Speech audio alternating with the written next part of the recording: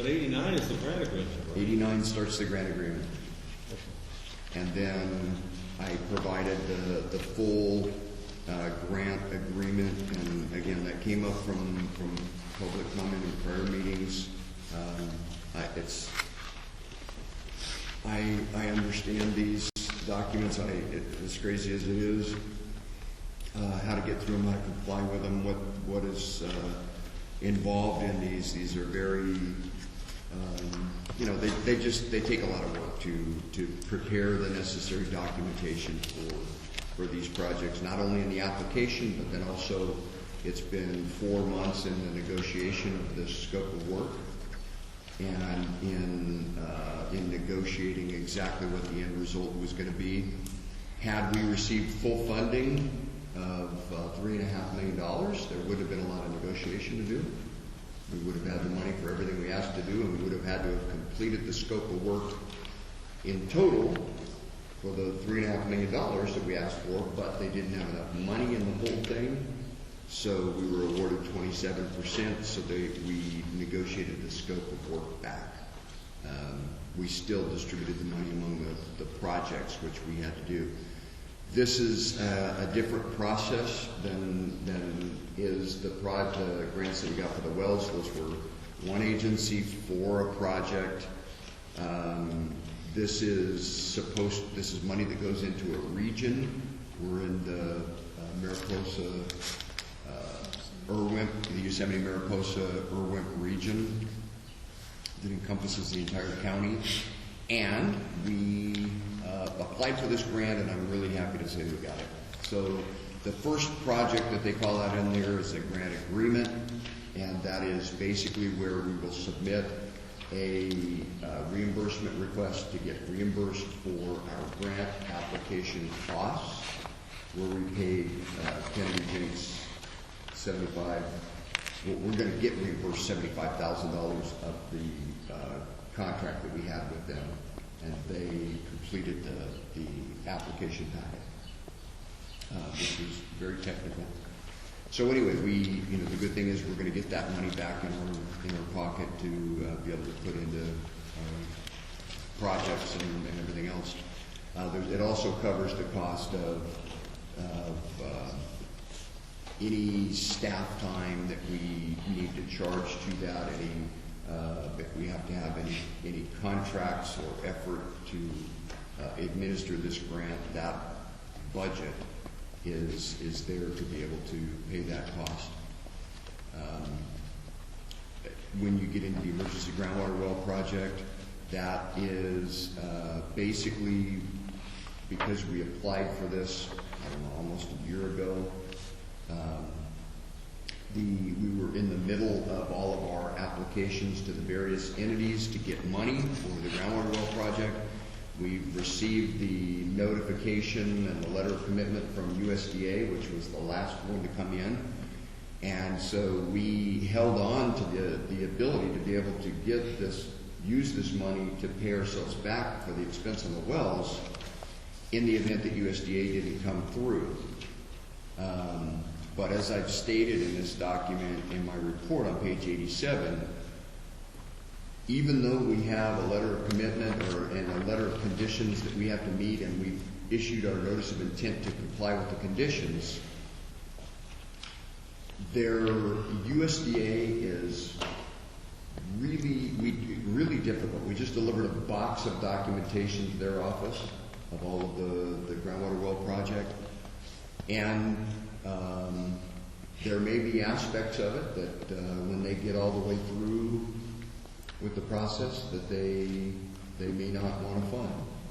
I mean, they pick and choose pieces of the project, and they have approved the entire project, but then they have to go through an engineering review and a legal review on each component of it. And so it's just a time issue. So we're going to hold off on this particular chunk of money that is contained in project number 2. Hopefully it won't be very long. Hopefully we'll get all of the information we've submitted to USDA. They'll come back and say every bit of it is eligible.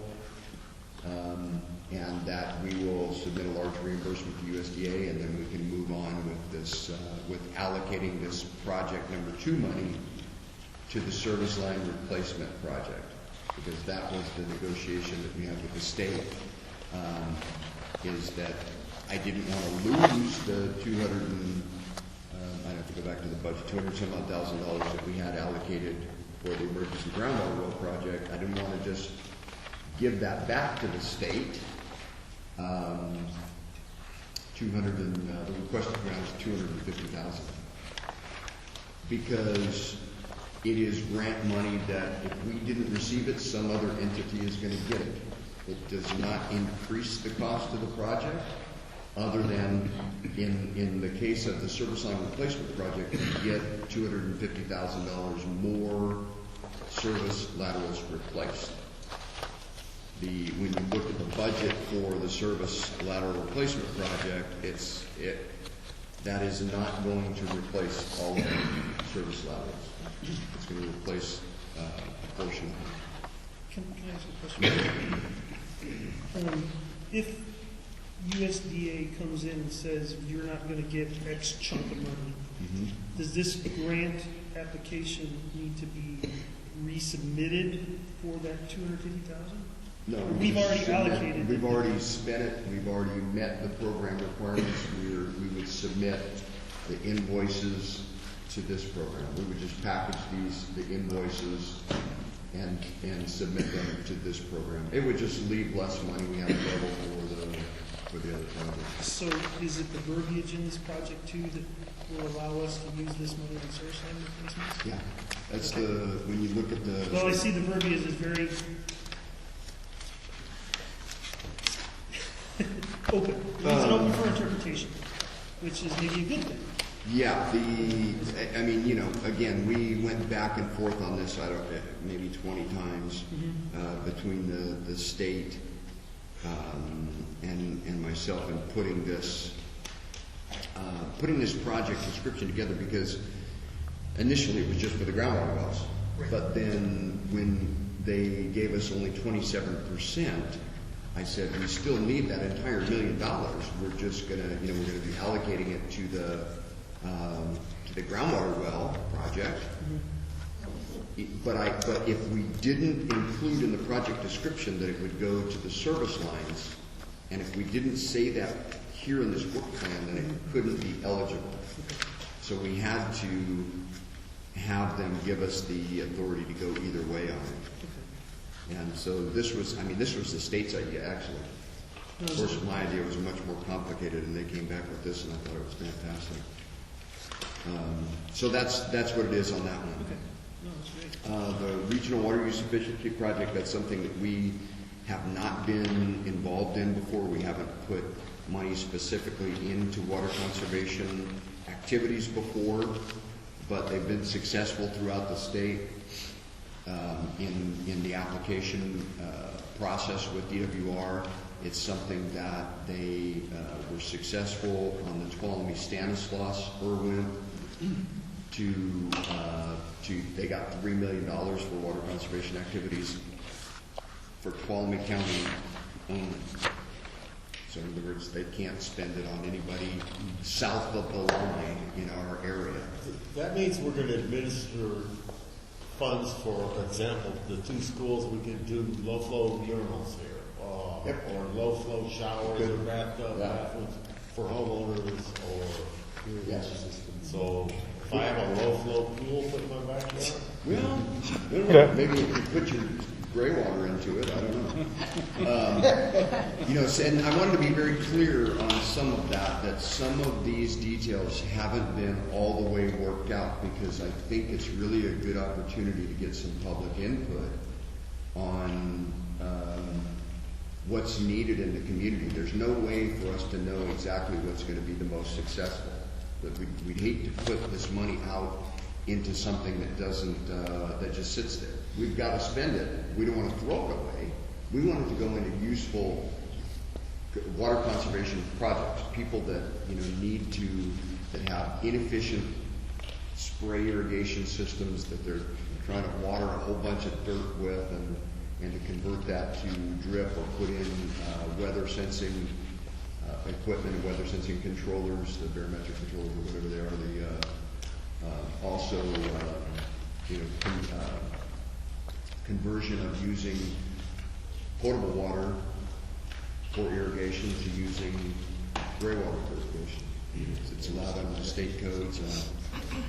Anyway, so we're going to have this pilot program here, and the first year will be here in Don Pedro, and then the Mariposa County RCD will take it in other areas of the county. We haven't said we're going to spend X amount here and X amount there outside of the boundaries, but that I'm sure that amount, that there's going to be a number that comes up, and they are a logical party to contract with us to administer that. In other words, we would be looking to the Resource Conservation District to be coordinating with the house calls and providing the materials and providing the inspections and approving the reimbursements outside of our service area.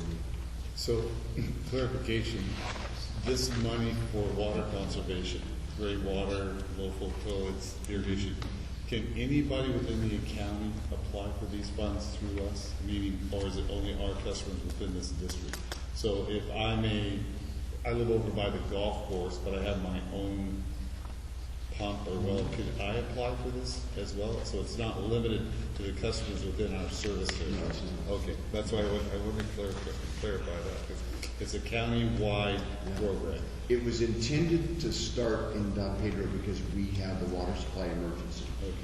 Okay. And because Tuolumne County got the $3 million and there was nothing there for Mariposa County. So in reality, we would be looking at working with the Tuolumne County Resource Conservation District to see how they're going to spend money on the Tuolumne County side and then mirror that on the Mariposa side. And then once we get the program up and running really good, then the Resource Conservation District in Mariposa could take it outside.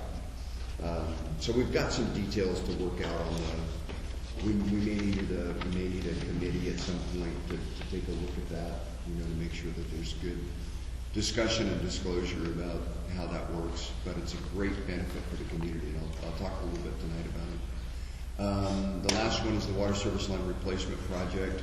That involves, first off, completing the meter project. Russ, I think you brought that up. That would be replacing the meters that do not work, and it would be upgrading meters that can't accept the flow transmitter. So they'll be upgraded so that each one of them has a flow transmitter so that it will know what the consumption amounts are at that point all the time, basically. And we'll be able to drive through an area, pull up the readings within that area and compare that to the amount of consumption. It's not 100% exact. We've got some lag time and other things, but it's going to be pretty darn close. What it does is it allows us to be able to, if we can't identify an area that needs to have all of the laterals replaced, or if we have a leak detection company come in, they might be able to focus in an area and find 50 of them here and 100 of them there that are already leaking with listening devices. And the cost of having that contractor come out will be covered as well, to identify the ones that we want to replace. I think we're going to find that talking to the contractor this morning that's working out from the office, they've found that the service lines are not only, in many cases, they're inside a 2-inch poly pipe. So you got a 1-inch poly pipe inside a 2-inch poly pipe underneath the road, and both of them were shot because they were sitting on rock and asphalt. Anyway, understanding that you can maybe move some of the money from the well construction projects down to the service line replacement project. That gives that a pretty hefty budget. It does. What type of, and I know that there's the meter portion, can you provide me an estimate of the number of service lines you think we might be able to contract out for those funds? I think it's in here in the scope of work. If it's not, it was in there's a performance measure in the application document.